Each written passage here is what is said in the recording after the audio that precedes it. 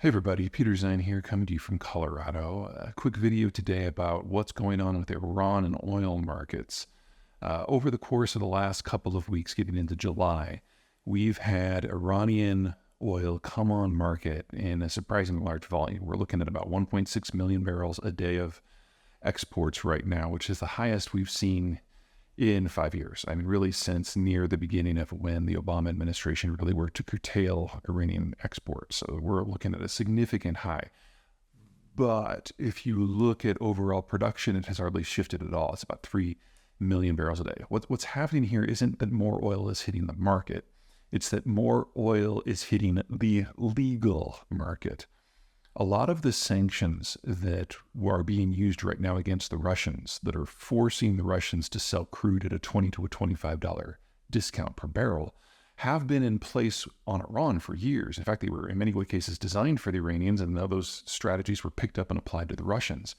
And what the Iranians have discovered is that if they do the same thing that the Russians have done, sell their crude on international markets at a massive discount, then they come in under the sanctions regime as legal exports. And that's really all that's happened here. They've moved their exports from the gray sector into the white sector. And in doing so, the official data for once is actually getting closer to accurate. It used to be that, over 1 million barrels a day was just smuggled. Now, for the Iranians, staying in the good graces of the oil markets in general and the consumers in general, and even in the United States in general, is much, much, much more important than it is to the Russians. The Russians see themselves as in a state of existential crisis, and they know that over the course of the next few years, if they're going to lose the capacity to act militarily at all, therefore, there really is no price that is too high considering their goals at hand. Iran's not in a situation like that. Iran is obviously in an ongoing jousting match with the United States about everything in the Middle East, but the life and death enmity that has developed between Moscow and a lot of the world just isn't there.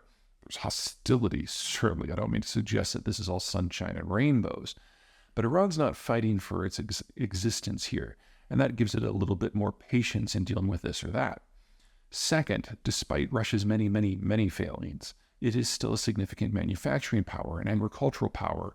It produces a lot of what it needs, even if the quality is horrible. Iran doesn't.